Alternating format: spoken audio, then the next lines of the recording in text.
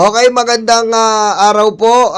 Pakinggan naman natin to si Attorney Calleja tungkol po sa sitwasyon at masasabi niya dito sa death threat. Pakinggan lang po natin. Corina, Willard, good morning and good morning to everybody. Morning, sir. Tinatanong ko si attorney kanina, what do you feel most strongly about ito sa mga nangyaring nakaraan? Sabi ko nga, malinaw na madali ang trabaho ng prosecution dahil magaling yung kanilang testigo nung nakaraan at si Kalilong ay Oh, yan magaling po si Kalilong. Aray ko. Knock-knock muna tayo mga karayuma, Kalilong. Baka sabihin nyo, naluluma na tayo eh. Oh, knock-knock, Kalilong.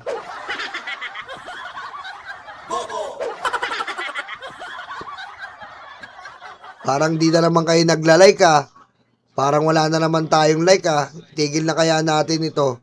Mag-like kayo! Kalilong ho.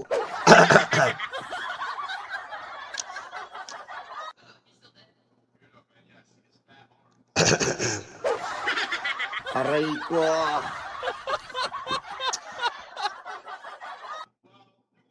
Tong, tong, tong, tong, Kalilong, malupit at magaling, hindi na mahuli, sapagkat nangangagat, tong, tong, tong, tong, Kalilong, Kalilong. Aray ko.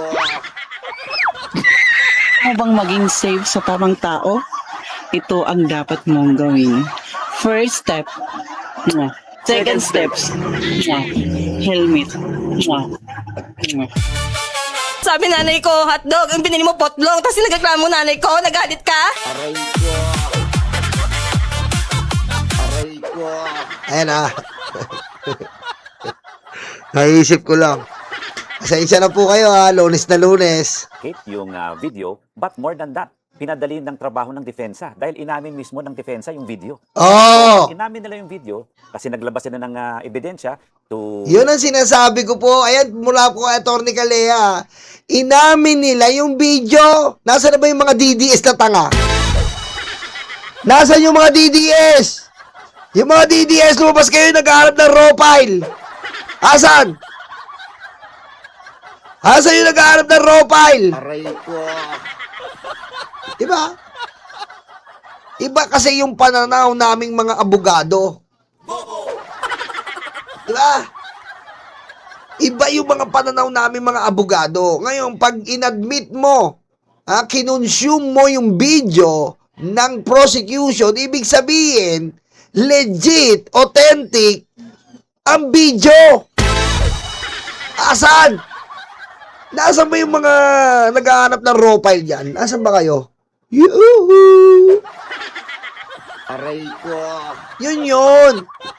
Hindi, pambobo kasi yun. Pambobo yung naghahanap ng raw file at yun nga si Robin. Diba? Yun nga si Robin. Yun pambobong argumento yun. The fact na judge ka, mga kababayan, the fact na judge ka, at nakita mo, yung depensa, inadmit, kinonsume na yung video ng prosecutor, finish yun. Naniniwala sila as evidence na, as legit evidence, ang video. Diba? Diba, Tato? Kaya nga, galit na galit po si Batman. Ano ba't galit si Batman? Sabi sa FB. Diba? Kaya pala na-imbento ang bahala na si Batman kasi tanga-tanga yung Robin.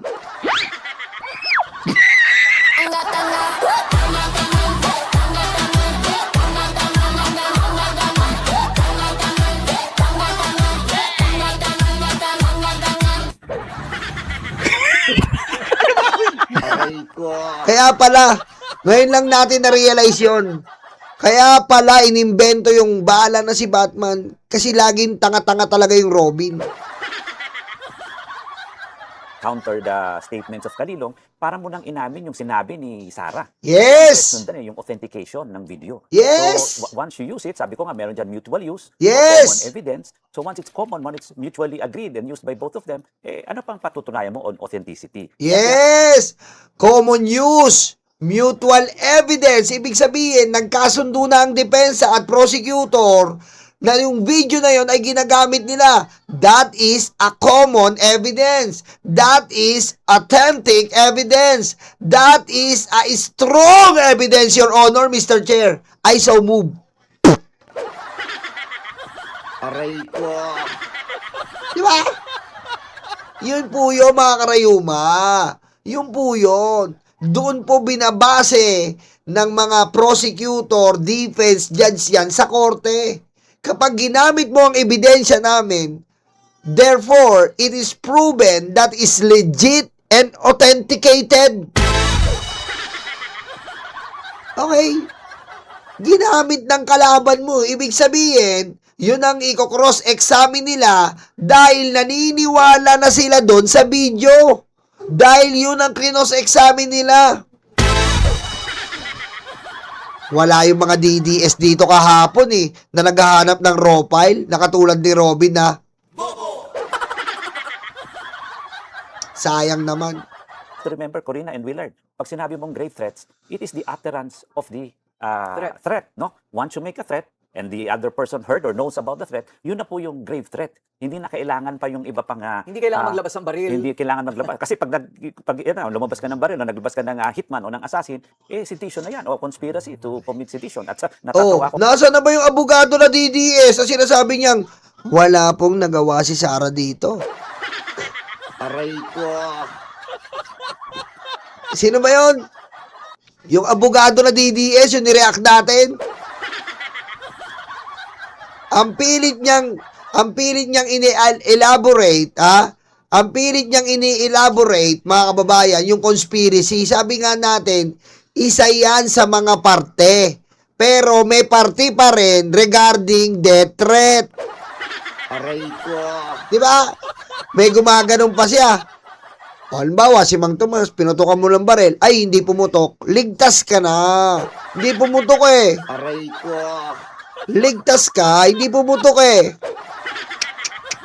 Okay, kay Senator Cayetano, sabi niya, hindi naman namatay. Kasi kung namatay, hindi naman grave threat na yun, Corina. Murder na yun. Kita mo, Cayetano, bobo pala ka. Bobo ka talaga Hindi naman namatay si Sarah, di ba? So, hindi death threat yun. Kaya nga, murder yun Gagik. Murder na yon. O, yung respisyo. Ay, sus. Hindi respisyo. Yung isa. Aray ko. Cayetano, kapag hindi namatay, death threat nga yun Ngayon, pag namatay yon, murder yon, hindi na death threat yon. Bobo ang puti ko. Kaya nga binuo yan, nagawa yan salitang death threat, 'di ba? 'Di ba? Yan ay senyales o sign na pursuing a murder. Bago mangyari yung murder, nagkakaroon muna ng mga different kinds of death threat. Then, kapag naging climax na yung plano, kapag naging over na yung yung tawag dito, yung attempt. Mag-a-attempt na siya ng murder niyan. Yun Ang first sign niyan is may death threat. 'Di ba sa mga investigasyon? Pumunta yung police sa bahay. May namatay. Ano po ba balita dito? Ay, namatay po ano po ba? Kasi po, nung mga panahon na yan, mamang pulis, may lumiligid-ligid na po dito na tao. Ganon? Tapos, pabalik-balik po kada araw-araw. Bago siya mamatay. Opo. At tinignan ko po ang cellphone ng pinsan ko. At nakita ko po na marami pong death threat. Oh, ganun. Sabi ng pulis. Nakikinig lang yung pulis. Oh, ganun. Ano ibig sabihin yun? Yun ang early sign. Ang death threat po, early sign na merong murder na pwedeng posibilidad na mangyari. Kaya kinukonsider po yan. Ngayon, mga kababayan, kapag vice presidente, kailangan may conditional threat. Tarantado ba kayo? Aray ko. Diba? Kapag vice presidente, kailangan ipapasok nyo sa conditional threat. Aray ko. Diba? Diba mga karayuma, ganon? Diba? Oh. Tama, attempted pa lang, Lucy, may sala na. Oh. Kaya nga, maganda yung example ni Digamo. Digamo, kokoro at chichamo. Aray ko. Diba? Anong sabi ni Digamo? Inuulit ko, sabi ni Digamo, mga kababayan, ni Congressman, ang daming death threat ng asawa ko bago siya pinatay. The fact na meron po tayong congressman na nagpapatunay ang daming death threat ng asawa ko bago siya pinatay. So, ang gusto ni Cayetano, patayin muna si BBM. Murder yun! Putang ina ka talaga, Cayetano. Dalawa kayo eh. Aray ko. Hindi kailangan maglabas ng baril. Hindi kailangan maglabas. Kasi pag lumabas ka ng baril, o naglabas ka ng hitman o ng assassin, sedition na yan, o conspiracy to commit sedition. Oo. Natatawa ko kay Senator Cayetano. Sabi niya, hindi naman namatay. Kasi kung namatay, hindi naman grave threat na yun, Corina. Murder na yun. iba na yun. So sabi ko, but nonetheless, sabi mo nga, baka naman meron pang baguhin yung isip ng ibang senador, baka naman in the next few days, baka tumibay ang kanilang resolve to convict, no? But sa tingin ko, with the authenticity, klaro na meron na pong grave threat. Sa palagay po ba ninyo, it was a mistake that they admitted it is authentic? Well, sa akin, malaking blunder yon. No? Yes. Pero ang isang question ko is, baka naman kasi sinama nila yung kay Zulaika doon sa pag-admit na kita natin this week papasok si Zulaika, no? Si Lopez. So, baka naman double-edged sword kasi ang hostile witness is always a question mark, no? So, baka naman kasi hindi kasama si Zulaika doon sa initial introduction kung sino ang mga witnesses. So, baka naman gusto talaga nilang ipasok. Kita nyo, mula kay Atty. Calleja, napakalaman po, napakabisa ng tinanggap ng depensa po yung video. Kaya nga sabi ko sa inyo mga karayuma, sinabi ko po sa inyo mga karayuma, kung ako yung abogado ng depensa, Your Honor, I'd like to object. Sabi ni Cheese, what's the issue? What's the issue, motherfucker? Your Honor, si Mr. Object, si Narbasa, I object to the video, Your Honor. The prosecution must provide the original before we proceed. Diba? Tama mali, mga karayuma, diba? Your Honor, kailangan po ang prosecutor, bago po tayo magsimula sa hukumang ito, ay maidala nila dito ang original video at hindi po ang OBS recording ng NBI. Diba? Kasi po, hindi po kami naniniwala, Your Honor, sa nasabing video. Ang OBS recording, may sariling intent lang po siya. Malay po ba namin sa intent niya na baka i-doktor niya yung video. Baka po iputol-putulin niya lang yung video. Baka i-edit out niya yung video, Your Honor. Kaya mahal na presiding officer, kami po ay umiiling sa prosecutor na bago tayo magsimula sa dambalang hukumang ito, na i-provide muna ang original na video na kung saan doon galing at na-i-record ang video. Ganun dapat Diba? Ganun dapat depensa. Napakahina nyo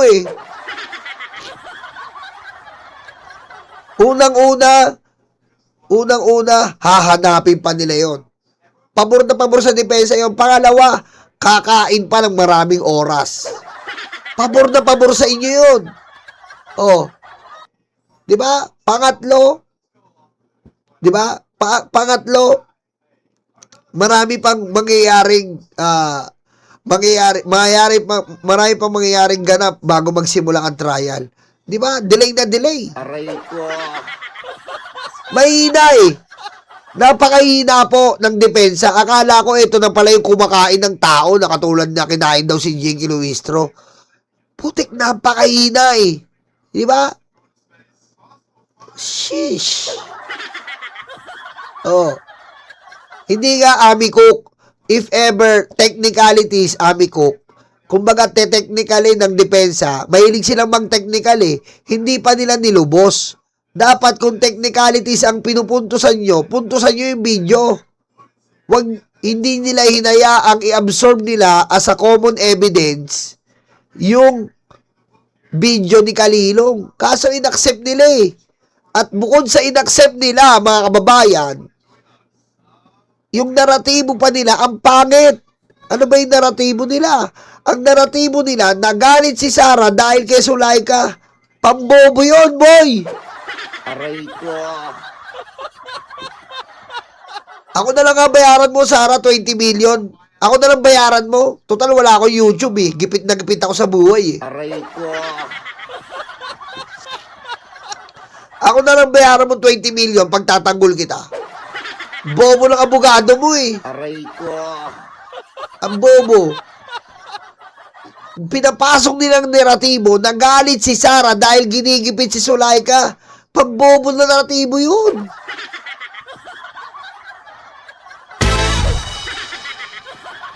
Diba? Ang naratibo dapat, mahal na presiding officer, tinanong siya ni Risa, eto bang si Sulaika ang nag-prompt o nagpasimula ng galit? Kaya nagbanta si Sara Duterte?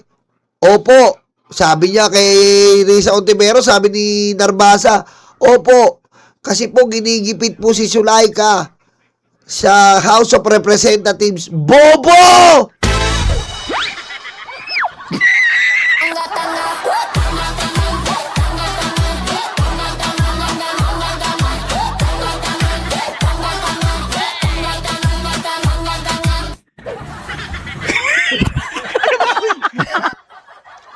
Parang inamin mo na rin yung betrayal of public trust. Inamin nila yon. Inamin na nila yung betrayal of public trust na si Sarah nagagalit para sa isang tao, betrayal of public trust yan. Na si Sarah maaaring mabaliw pag inano si Sulaika, betrayal of public trust yan. Bobong argumento eh. Dapat sinabi mo, nung tinanong ka ni Risa, hindi po yan, Ma'am Risa Ontiveros. Hindi po yan ang dahilan. Ang totoong dahilan po dito, kaya triggered yung sabi nila eh. Kaya na-triggered si Sarah dahil po sa pang-aapi ni BBM. Ganon. Total, namumuluitika kayo eh.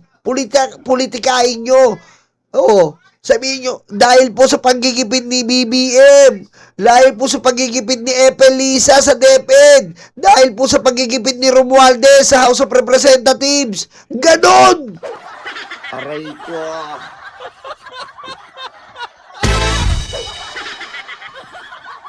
Yan, tama si Kuya Chris Engel. Tapos ginawa pang alibay yung Romanov. Eh yung Romanov, tarantado pala kayo, si Baste nagsabi nun. Oh, ako na lang, Sarah. Total, gipit ako. Wala akong YouTube. Aray ko. Ako na lang kuhanin mo. Diretso. Parang baka meron siyang sabihin or kasi once umupo yan, you don't know what she she's will going say. to say. Yes. So baka Oo. naman it's also a ploy. So hindi na natin malaman kaya magandang subaybayan itong the next 3 days or the next few days na mangyayari ito. So as a hostile witness, wala naman po talaga siyang karapatan na tumanggi. Well, kasi si Sulaika is testigo. So pag sinumpi na siya, hindi siya pwedeng tumanggi. Ah. Compared to, di ba, naalala natin si Lorna Capunan, sinabi rin gusto niyang tawagin si VP Sara kasi sabi niya nandiyan lang sa kabilang room, tawagin natin, gawin natin hostile witness din. Kaso si VP Sara ay akusado dito. sa impeachment. Pwede niyang gamitin na yung kanyang right against self-incrimination kasi siya mismo ay akusado sa mismong kaso niya. So pwede niyang gamitin ito compared to Zulaika, who is not accused in this case but only used as a witness.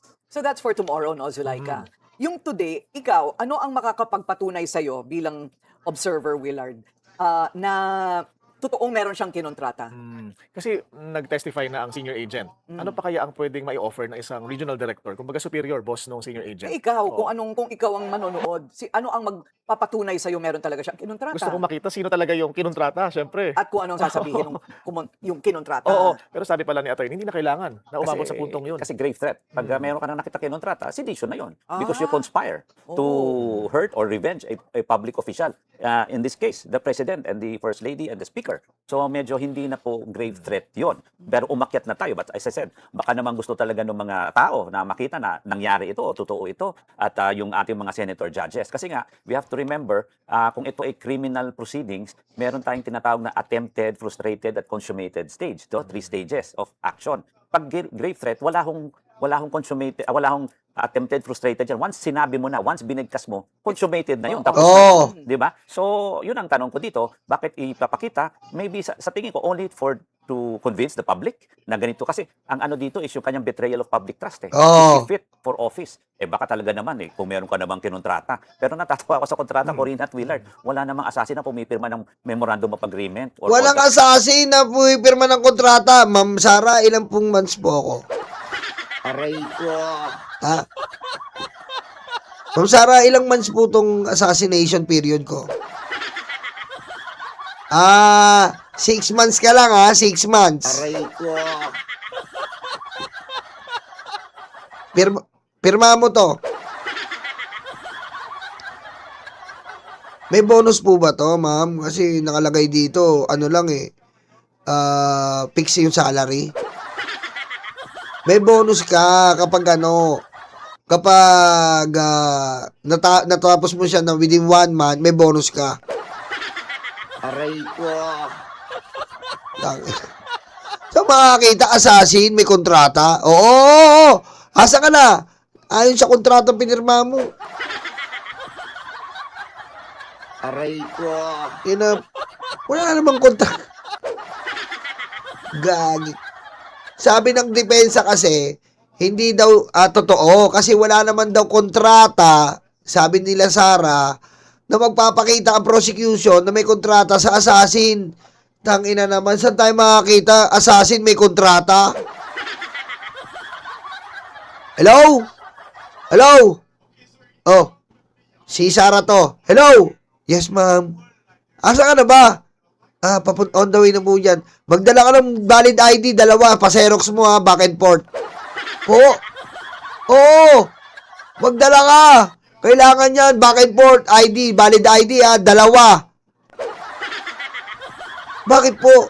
Pipirma ka na ng kontrata May kopya ka, may kopya rin ako, okay? Valid ID, 2. Government ID government. Aray ko. Ano bang maging safe sa tamang tao? Ito ang dapat mong gawin. First step, second steps, helmet. Sabi nanay ko, hotdog, yung binili mo potlong, tapos nagreklamo nanay ko, nagalit ka?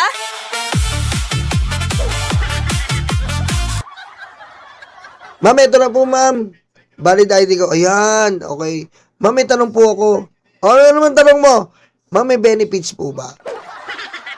PhilHealth, MaxiCare. Meron to, kompleto ka dito. Ba't ba natanong mo yan? Ma'am, kasi mamaya, pinatay ko si BBM, matamaan ako ng PSG. O nga, no? O sige, kukuha kita MaxiCare. Aray ko. Insurance, ma'am, meron? O bakit sabi siya? Mamaya po, mabaril po ako nung bodyguard ni Romualdez. Di ba, ma'am? Sipin nyo, pinatay ko si Romualdez, hindi ako nakalusot. Na-corner ako ng bodyguard ni Romualdez. Di ba, pinapatayin nyo, may insurance ako. May pamilya rin ako, ma'am. Aray ko. Sige. May insurance ka. Covered na insurance mo kung sakaling mamatay ka. O yan, 6 months, pirmahan mo. 6 months contract ka. Kasi ID mo, yung original. Ito po, ma'am. O yan. O, legit. O, Xerox. Okay. Aray ko.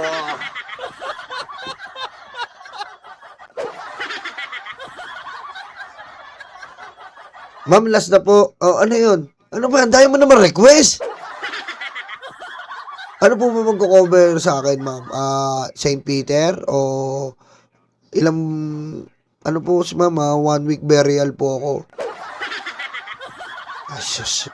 O sige, 1 week. If ever lang po, ma'am. Aray ko. Parang tanga. O, diretso.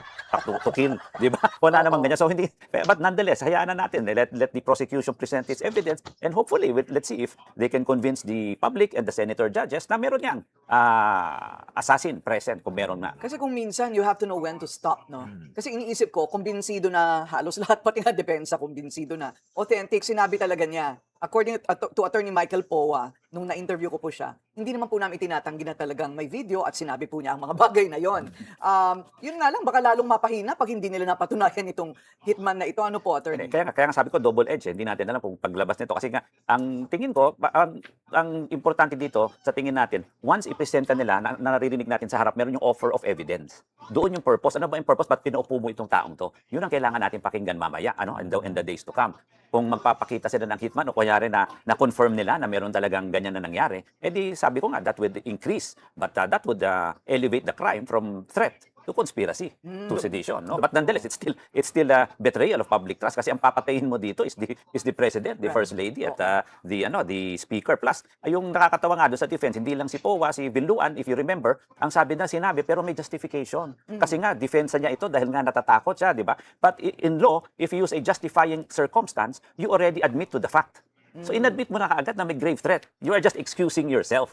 So maniniwala ba may excuse ba? Yun ang tanong dito. Siguro na gusto nilang ibigay na doubt sa minds ng mga judges. Attorney, doon sa offer of evidence, pwede ho bang tumutol pa ang depensa? Kabilang na sa pagpapalabas, halimbawa kay Attorney Zulaika Lopez. Opo. Oo. Pwede kasi pag simula niya mag-offer ka, no, purpose tawag, offer of purpose of evidence of testimony. Pwede kang magawa ng manifestation o pwede kang magbigay ng objection. However, in the case of Zulaika Lopez, although hindi siya kasama doon sa listahan, kumbaga binuksan nila yung Pandora's box when they offered her in that cross-examination. At Kita mo?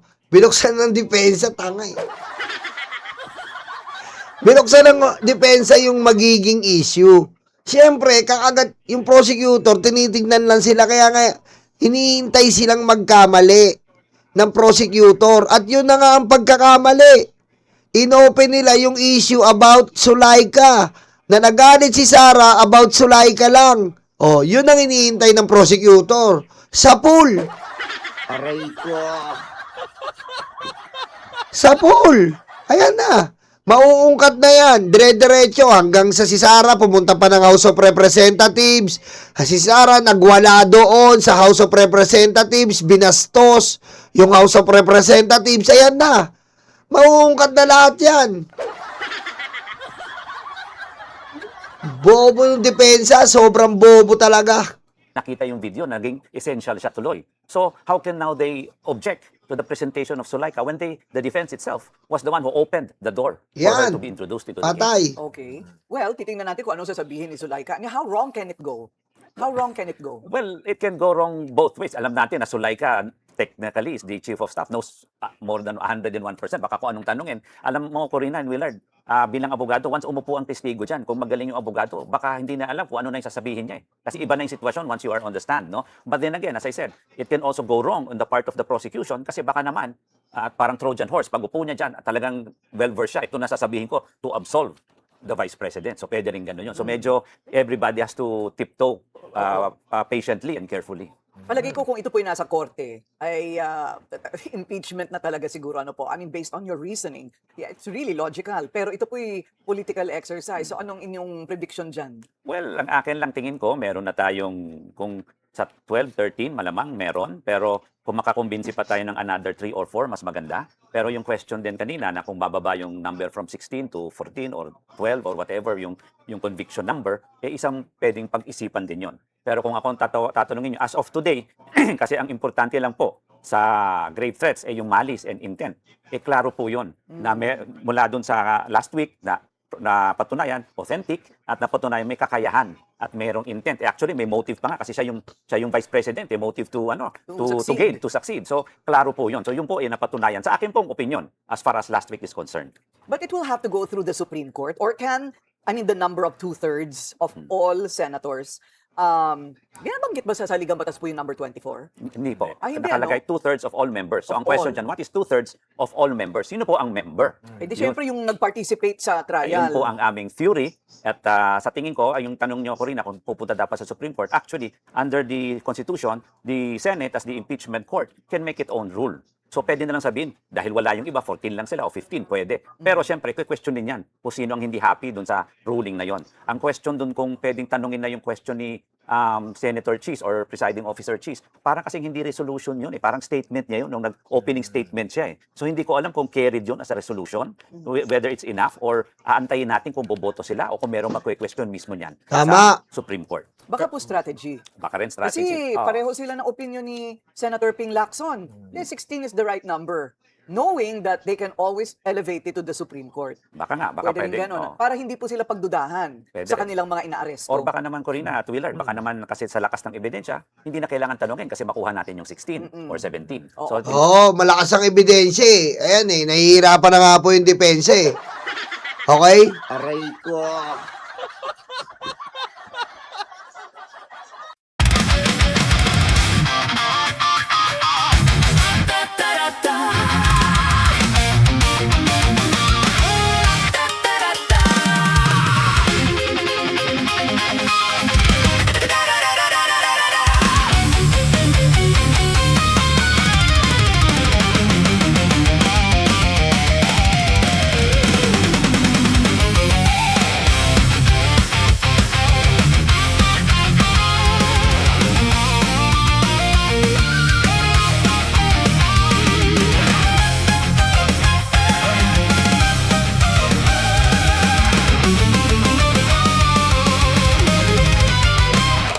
Madilim daw ang paligid, putukan daw ay maririnig.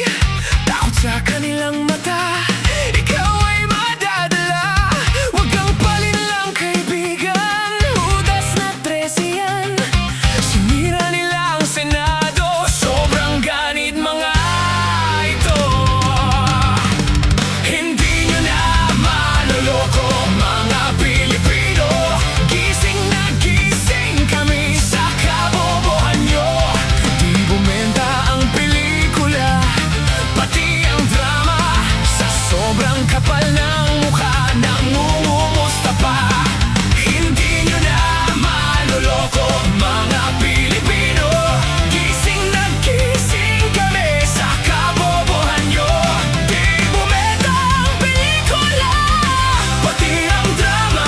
Sa sobrang kapal ng mukha, nangungumusta pa. May kaso at may sabit, sila sama-sama. Sigaw ng puso'y Duterte, abay nakakaputang ina. 10 utos kaibigan, huwag patayin ang kapwa mo. Tinago nila si Bato, pinatakas din ito.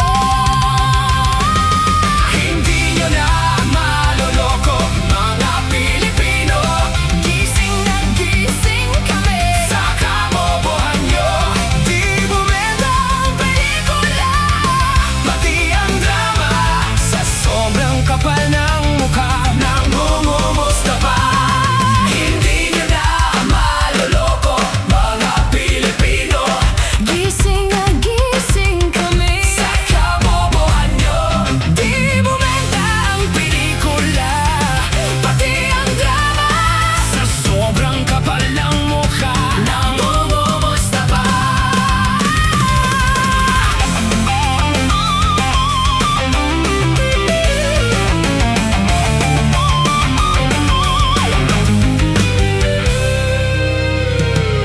Madudumi ang taktika para lang kay Sara. Taong bayan hindi inisip, taong